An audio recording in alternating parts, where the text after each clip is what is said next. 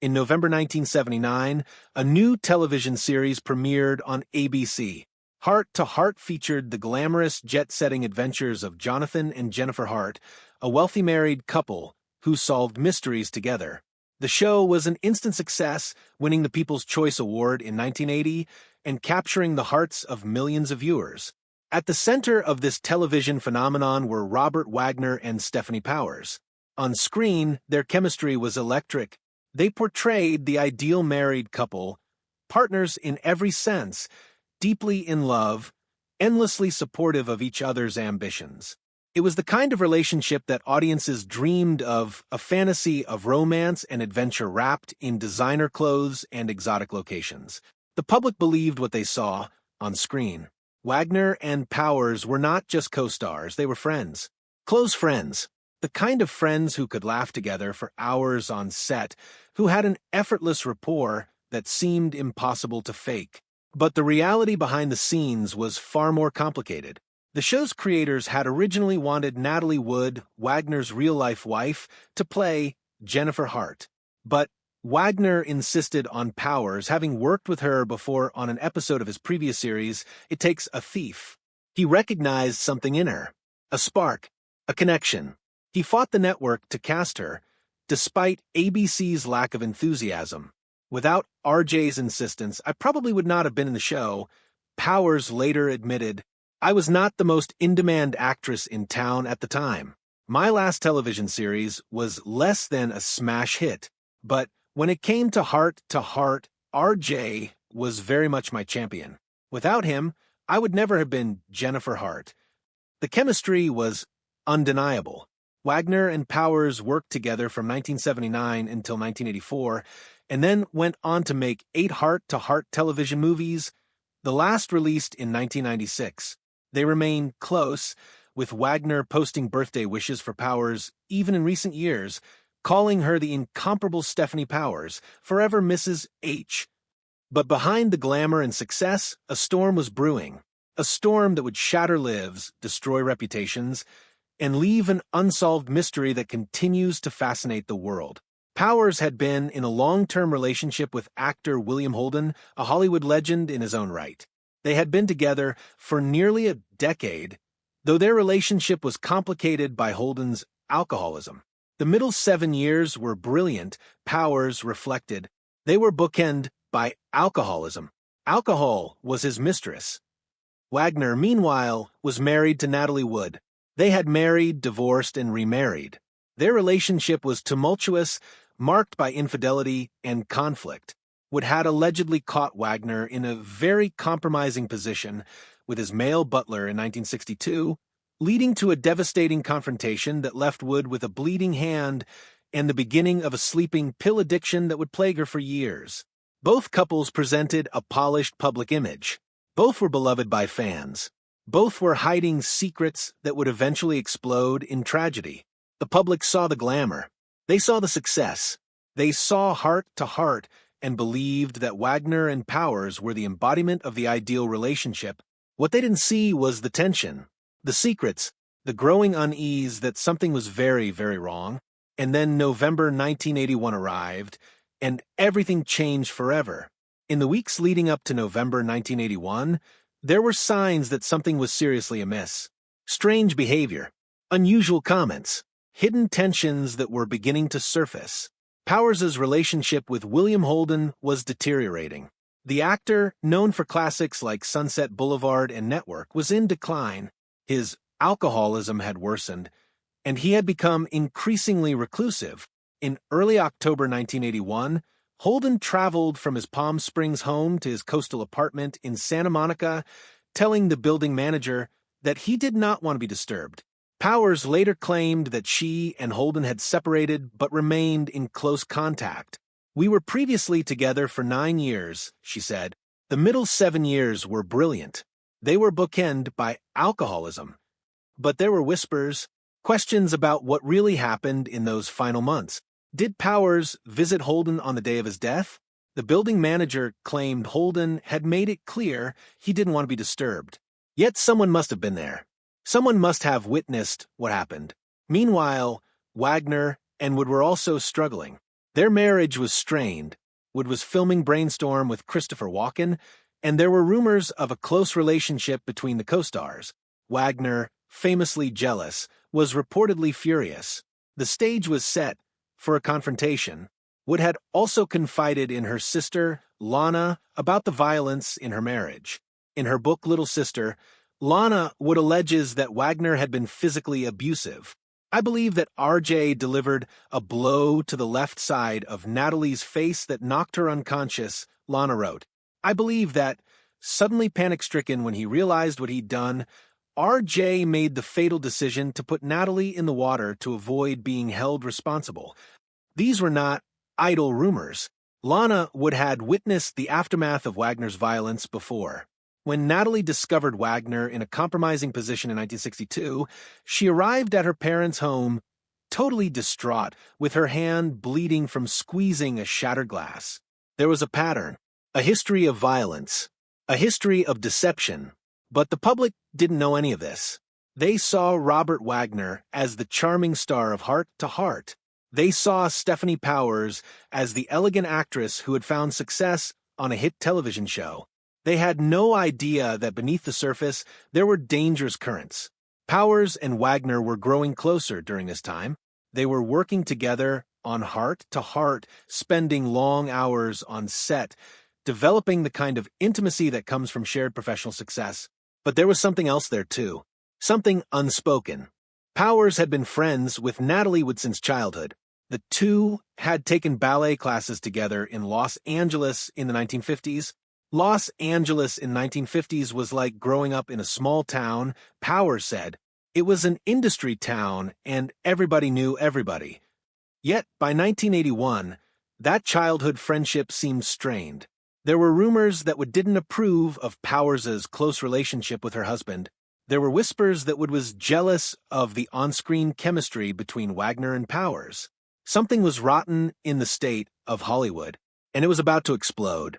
In the final months of 1981, both William Holden and Natalie Wood would be dead, two of the most famous actors of their generation, both connected to Stefanie Powers, both connected to Robert Wagner.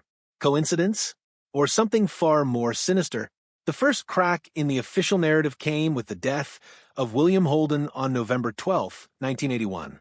The official story was straightforward. Holden, a known alcoholic, had tripped and fallen in his apartment, gashing his head on a bedside table. He had bled to death, alone, unable to call for help. Accidental death. Tragic, but understandable. But not everyone believed this version of events. Peter Rydyn, researcher who investigated both Holden's and Wood's deaths, claimed to have uncovered evidence that pointed to a far darker truth. According to Rydyn, Powers had been at Holden's apartment on the day he died. They had argued. A physical altercation had occurred.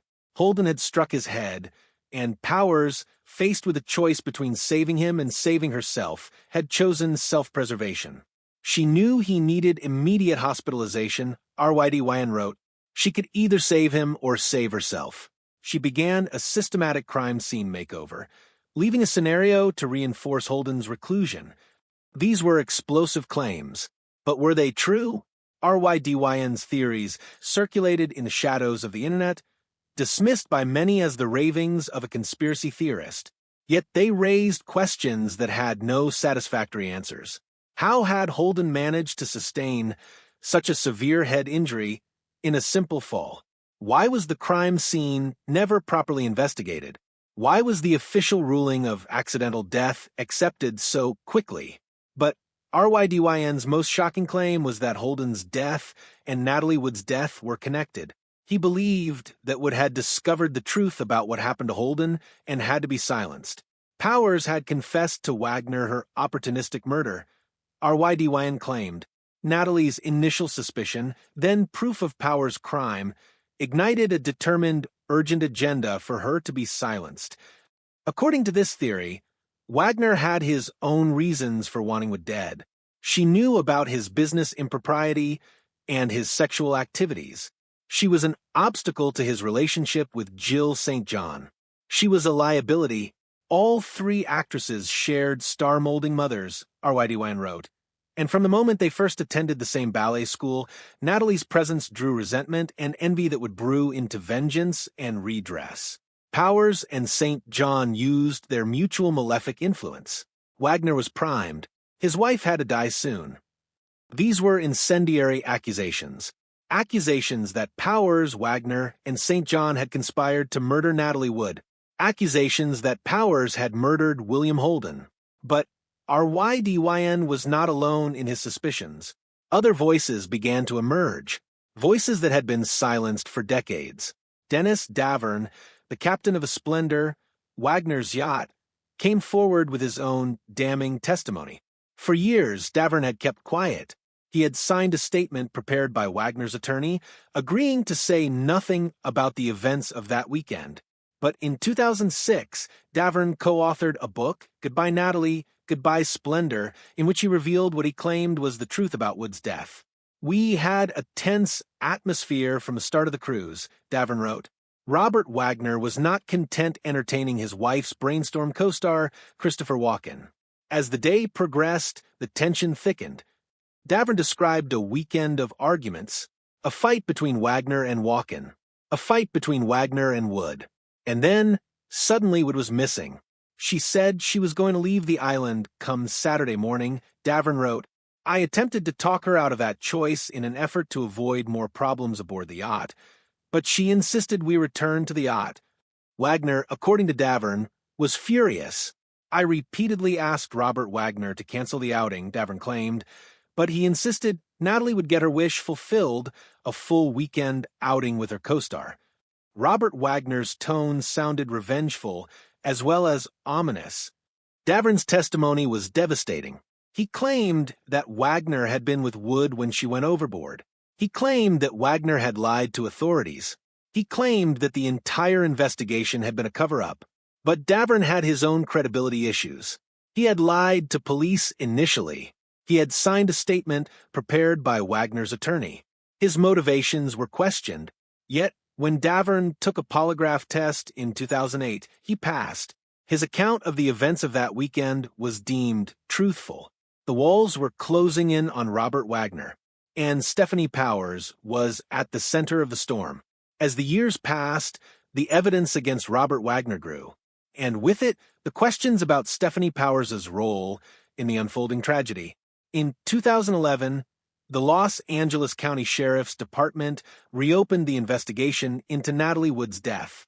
The official cause of death was changed from accidental drowning to drowning and other undetermined factors. Witnesses who had been ignored for decades began to speak. Marilyn Wayne, a woman who had been moored near the Splendor on the night of Wood's death, claimed to have heard the actress screaming for help. "Help me! Someone please help me! I'm drowning," we heard repeatedly, Wayne said. It was just minutes after 11 p.m. Wayne claimed to have heard a man's voice respond, "Oh, hold on, we're coming to get you." Not long after, the cries for help subsided, but we heard the cries for up to 15 minutes.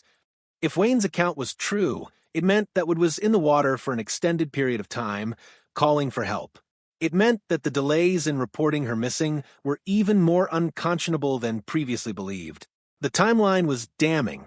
Wagner and Davern were fully aware of Wood's absence from approximately 11:05 p.m. Yet, a ship-to-shore call was not placed until 1:30 a.m., and the Coast Guard was not called until 3:30 a.m. I haven't seen him tell the details that match all the other witnesses in this case, Los Angeles County Sheriff's Department Lieutenant John Corina said of Wagner. "I think he's constantly changed his story a little bit, and his version of events just don't add up." In 2018, Wagner was officially named a person of interest in the case. "As we've investigated the case over the last 6 years, I think he's more of a person of interest now," Corina said. "I mean, we know now that he was the last person to be with Natalie before she disappeared. But the most compelling evidence came from an unlikely source, body language experts who analyzed Wagner's interviews. Susan Constantine, a body language expert and president of Silent Messages, LLC, examined 3 different videos of Wagner discussing Natalie's death. She claimed to have found multiple signs of deception. In one interview, Wagner was discussing Natalie's death and said, she She had an accident on our boat. Constantine pointed to the slip as a Freudian admission of guilt. He starts off by saying she had an accident. He then says, we had an accident. But then he changes it back to she had an accident because he realizes that he screwed up. In my analysis, that's an admission of guilt right there. A voice stress analysis conducted on Wagner's interviews also found signs of deception.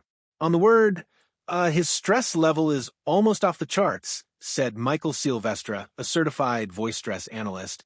He's lying. This definitely wasn't an accident. Silvestra also found deception in Wagner's claim that he had been in a catatonic state after Wood's death.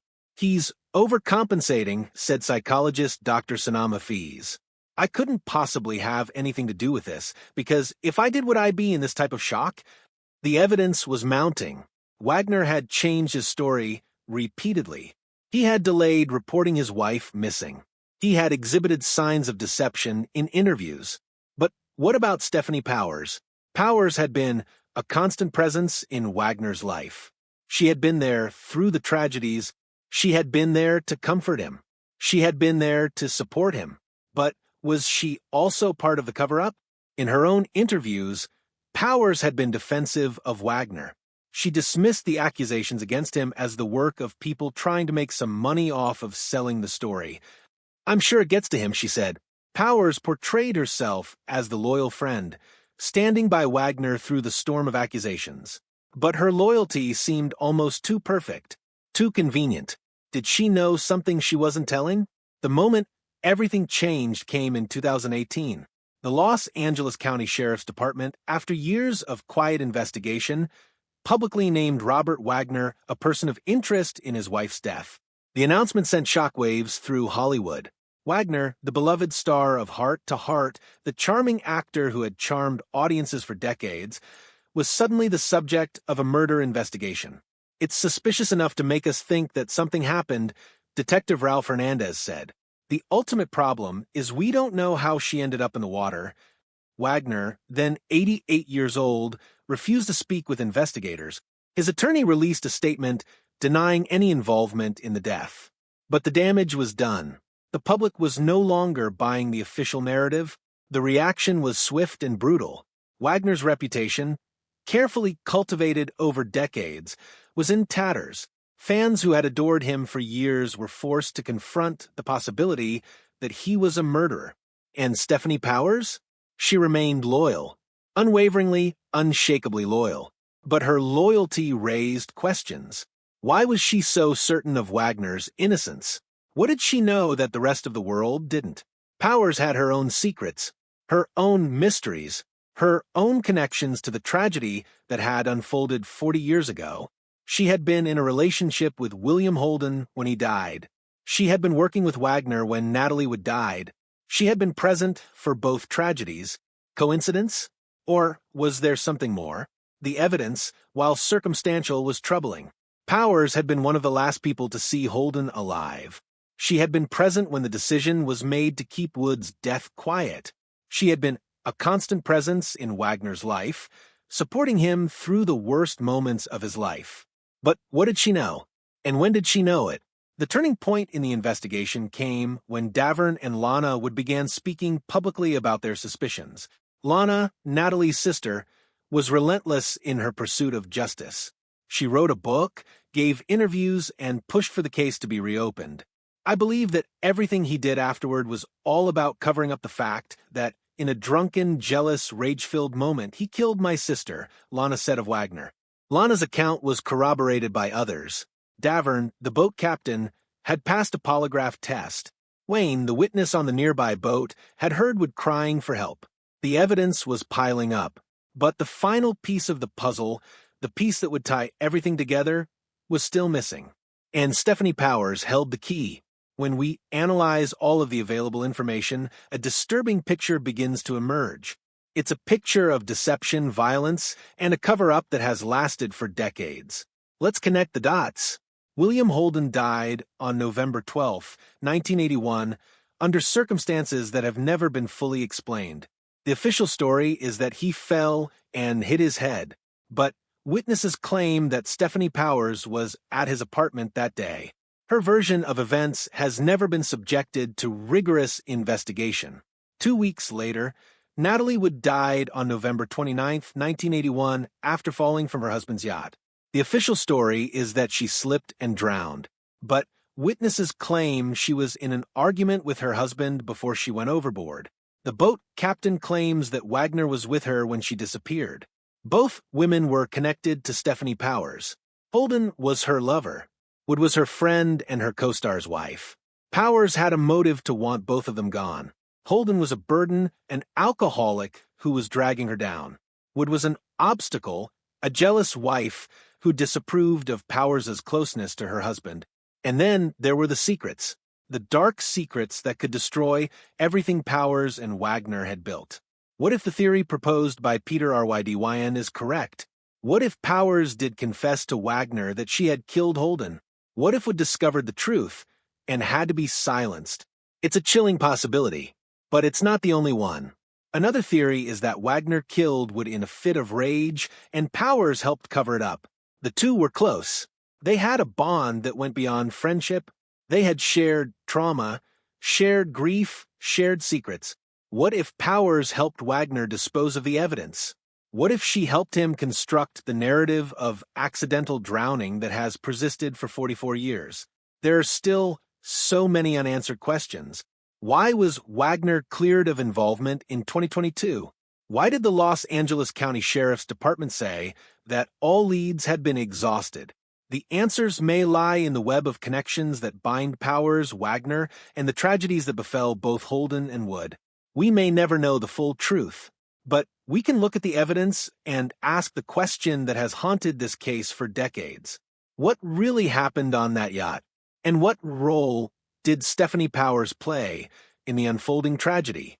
The shocking revelation is this: Stefanie Powers has confirmed what many have long suspected about Robert Wagner. Through her words, her actions, and her unwavering defense of him, she has revealed the truth. She knows something. Powers has consistently defended Wagner against accusations of involvement in his wife's death. She has dismissed the accusations as the work of people trying to make money. She has stood by him through every twist and turn of the investigation. But her loyalty comes at a cost. It raises questions about her own involvement. What does she know that she isn't telling? What secrets has she kept hidden for 44 years? The truth is, we may never know exactly what happened on that yacht. The case remains open, unsolved. Wagner was cleared in 2022, but the circumstances surrounding Wood's death remain unclear. But we do know this: 2 people died in mysterious circumstances in November 1981. Both deaths have never been fully explained. Both deaths are connected to Stefanie Powers and Robert Wagner. Powers' confirmation of what we suspected is not a confession. It's not an admission of guilt. It's a revelation of the truth that has been hiding in plain sight for decades. Stefanie Powers knew what Robert Wagner was capable of, and she protected him. The question is, why? Was it loyalty, love, or something darker? The answer may lie buried in the secrets that Powers has carried for a lifetime. Secrets that she has never fully revealed. Secrets that she has taken to the grave.